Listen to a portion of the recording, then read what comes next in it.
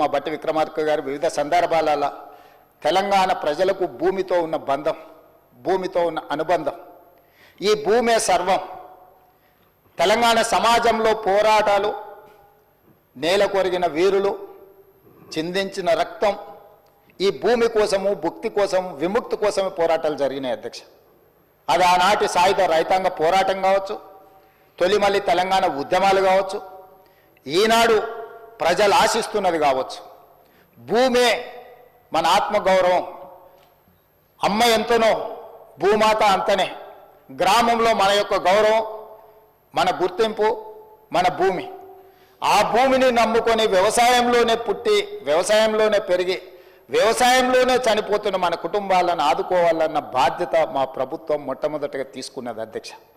అందుకే ఎన్నికల సమయంలో 2 లక్షల రూపాయల వరకు రైతులను రుణ విముక్తులను చేసి, మీరు ఎక్కడైనా చూడండి అధ్యక్ష, ఆత్మహత్యల్ని, కార్పొరేట్ కంపెనీలు లక్షల కోట్లు అప్పులు చేసిన వ్యాపారస్తులు ఎవరు ఆత్మహత్యలు చేసుకోలేదు అధ్యక్ష ఈ దేశంలో.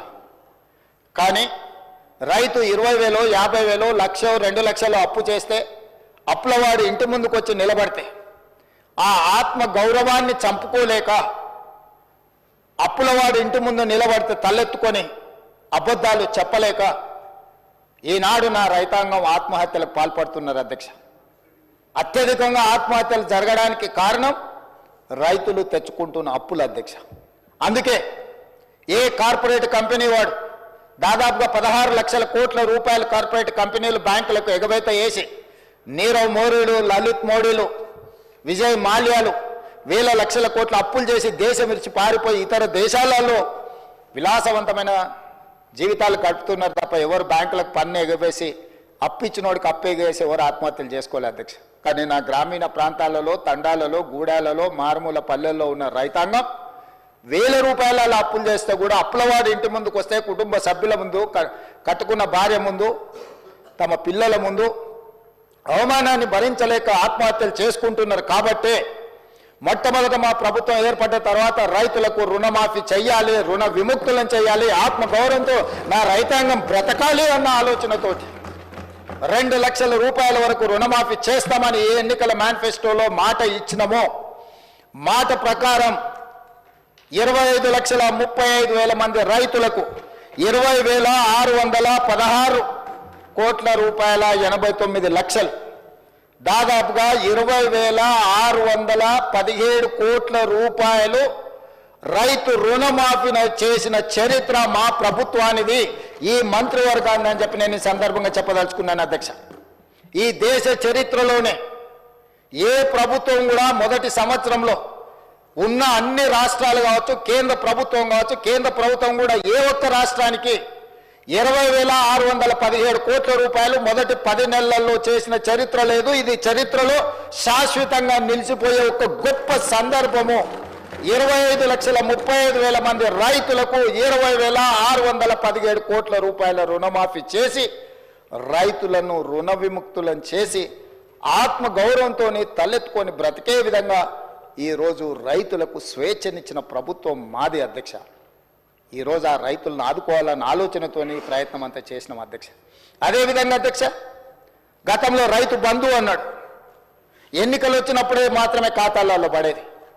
కానీ ఈసారి 2023 ఎన్నికల సందర్భంగా ఆనాటి ప్రభుత్వం ఔటర్ రింగ్ రోడ్డును అమ్మేసి, కోకపేట్ల భూములను అమ్మేసి, ఉన్నాయని ఊడ్చుకొని తీసుకొని పోయి రైతులకు రైతు బంధు పథకాన్ని అమలు చేయకుండా ఎన్నికల కోడ్ను అడ్డం పెట్టుకొని తప్పించుకుంటే, మా ప్రభుత్వం వచ్చిన మొదటి 3 నెలల్లోనే తమరికి తెలుసు అధ్యక్ష, 7,625 కోట్ల రూపాయలు రైతు భరోసా పథకం కింద ఆ ప్రభుత్వం ఎగవేసిన రైతు భరోసా పథకాన్ని మన ప్రభుత్వం ఈరోజు అమలు చేసి మొదటి 3 నెలల్లోనే వాళ్ళ ఖాతాలు వేసింది అధ్యక్ష.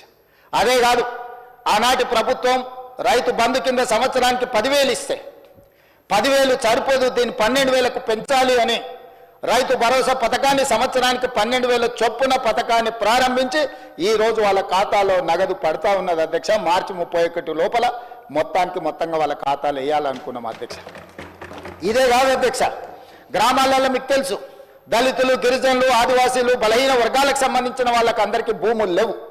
వాళ్ళకు భూమి లేకపోవడం వల్ల రైతు భరోసా పథకంలో వాళ్లకు భరోసా ఇవ్వలేకపోవడం వల్ల ప్రభుత్వం ఆనాటి నా పాదయాత్రలు కావచ్చు, మిత్రులు బట్టి విక్రమార్క గారి పాదయాత్రలో భూమి లేని నిర్వాసితులు, భూమి లేని నిరుపేదలు వచ్చి అయ్యా మాకు భూమి లేదు, భూమి ఉన్న వాళ్ళకే ప్రభుత్వ సహాయం అందుతుంది, భూమి లేని మా గురించి ప్రభుత్వం పట్టించుకోవాలి కదా, మీకు బాధ్యత లేదా అని వాళ్ళు అడిగితే ఆలోచన చేసి ఇందిరమ్మ ఆత్మీయ భరోసా పథకం కింద ప్రతి కుటుంబానికి 12,000 రూపాయలు ఇవ్వడానికి నిర్ణయం తీసుకొని ఈనాడు ఉపాధి హామీ కూలీ కార్డు ఎవరికైతే ఉందో ప్రతి కుటుంబానికి ఇందిరమ్మ ఆత్మీయ భరోసా పథకంలో 12,000 రూపాయలు భూమి లేని నిరుపేదలకి ఈరోజు మన ప్రభుత్వంలో పథకాన్ని అమలు చేస్తున్నాం అధ్యక్ష. భూమి లేని నిరుపేదల యొక్క ఆత్మగౌరవాన్ని నిలబెట్టడానికి ఈరోజు నా ప్రభుత్వం ప్రయత్నం చేస్తుంది అధ్యక్ష.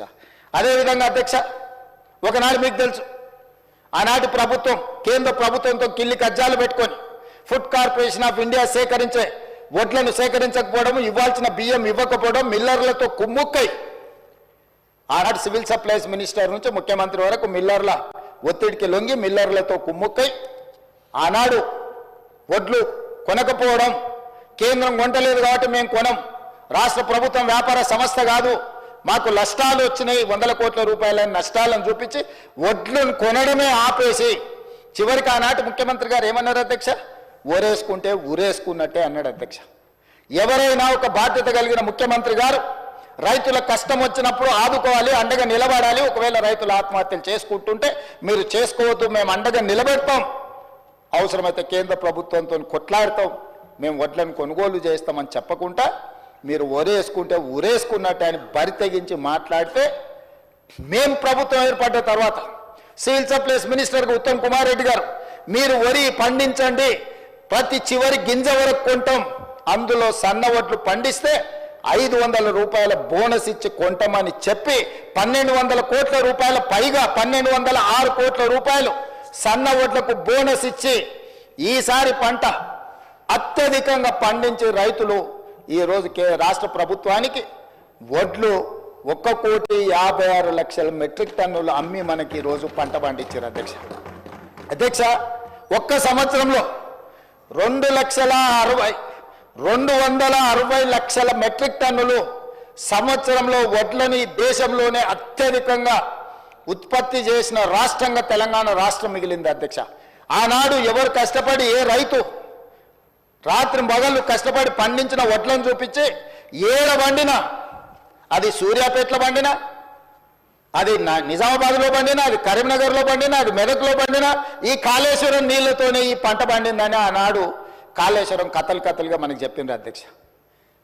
కానీ కాళేశ్వరం కట్టడం కూలడం 3 ఏళ్లలో అయిపోయింది అధ్యక్ష, 1,00,000 కోట్లు ఆవిరైపోయినాయి. ఆ తర్వాత కాళేశ్వరం కూలిన తర్వాత ఉత్తమ్ కుమార్ రెడ్డి గారు సివిల్ సప్లైస్ మినిస్టర్గా బాధ్యతలు చేపట్టిన తర్వాత రైతులకు మేము ఒక భరోసా ఇచ్చి మీరు పండించిన వడ్లను చివరి గింజ వరకు మేము కొంటాం, మీరు సన్న వడ్లు పండిస్తే 500 రూపాయల బోనస్ ఇస్తామంటే 260 లక్షల మెట్రిక్ టన్నులు పండించి ఈరోజు రైతులకు ఇచ్చింది. కాళేశ్వరం లేకుండానే ఈ దేశంలో అత్యధికంగా ఒక్క సీజన్లో 1,56,00,000 మెట్రిక్ టన్నుల వడ్లను పండించి ఈ దేశానికి ఆదర్శంగా మన రైతులు నిలబడ్డారు. వాటన్నిటిని కొనుగోలు చేసి 3 రోజుల్లోనే రైతులకు ఈరోజు మేము వాళ్ళ నగదు వాళ్ళ ఖాతాలలోకి బదిలీ చేసాం. ఆనాడు అధ్యక్ష క్వింటాల్కు 10 కిలోలు తుట్టి మీద, తాలు మీద, తడి మీద కొల్లగొట్టి మాఫియా క్వింటాల్కు 10 కిలోలు అని అంటే దాదాపుగా 250 రూపాయలు, కోటి మెట్రిక్ టన్నులు అంటే దాదాపుగా ఎన్ని వేల కోట్ల రూపాయలు ఆనాడు కమిషన్ల కింద మిల్లర్లు ఆనాటి ప్రభుత్వం మంత్రులు గచ్చి కొల్లగొట్టినరు. మీరు చూడండి అధ్యక్ష, లెక్క వేయండి. కానీ మేము వచ్చిన తర్వాత 1 కిలో కూడా తుట్టి తాలు తవుడు పేరు మీద తీయనీయలేదు అధ్యక్ష. తోలు తీస్తామని చెప్పినాం అధ్యక్ష. మిల్లర్లు ఎవరైనా తాలు పేరు మీదనో, తడి పేరు మీదనో, తుట్టి పేరు మీదనో 1 కిలో తీస్తే కూడా మీ తోలు తీస్తామని చెప్పి విజిలెన్స్ అండ్ ఎన్ఫోర్స్మెంట్ పోలీస్ సిబ్బందిని అప్రమత్తం చేసి నిరంతరం మా మంత్రి గారి పర్యవేక్షణ చేసుకుంటూ రైతుకు 1 కిలో కూడా తగ్గకుండా రైతు పండించిన పంట గిట్టుబాటు ధర ఇచ్చి కొనుగోలు చేసిన చరిత్ర, రైతులను ఆదుకున్న చరిత్ర మాది అధ్యక్ష. ఇదే కాదు అధ్యక్ష, రైతుల సమస్యలను పరిష్కరించడానికి శాశ్వతమైన ఒక వ్యవస్థ ఉండాలి అని గతంలో రైతుల సమస్యలను పట్టించుకున్న వాళ్ళే లేకపోవడం వల్ల రైతు కమిషన్ ఏర్పాటు చేసి వ్యవసాయం పట్ల చిత్తశుద్ధి నమ్మకం ఉన్న కోదండరెడ్డి గారిని మొట్టమొదటిసారి తెలంగాణ రాష్ట్రంలో విధానపరమైన నిర్ణయం తీసుకొని రైతు కమిషన్ వేసి దానికి వ్యవసాయము రైతుల పట్ల సానుభూతి రైతులను ఆదుకోవాలన్న ఆలోచన ఉన్న వాళ్ళను ఈరోజు కమిషన్ చైర్మన్గా మెంబర్స్కి వేసి ఈరోజు రైతుల సమస్యలను స్టడీ చేసి ప్రభుత్వం నిరంతరం ఒక ప్రక్రియ కింద మేము తీసుకొని ముందుకెళ్తున్నాం అధ్యక్ష. ఇట్లా రైతులను పండించిన పంట, రైతులకు నీళ్లు, రైతులకు 24 గంటలు ఉచిత కరెంటు ఇవ్వాలని, చివరి ఆయకట్టు వరకు నీళ్లు ఇవ్వాలని అన్ని రకాల కార్యక్రమాలను కార్యాచరణను తీసుకొని ఇటు గల్లీ నుంచి ఢిల్లీ వరకు ఈ రైతులకు రావాల్సిన నీళ్ల మీద కొట్లాడుకుంటూ ఈరోజు ముందుకు వెళ్తున్నాం అధ్యక్ష. ఇంతకుముందే పెద్దలు ఉత్తమ్ కుమార్ రెడ్డి గారు సమాధానం చెప్పినారు.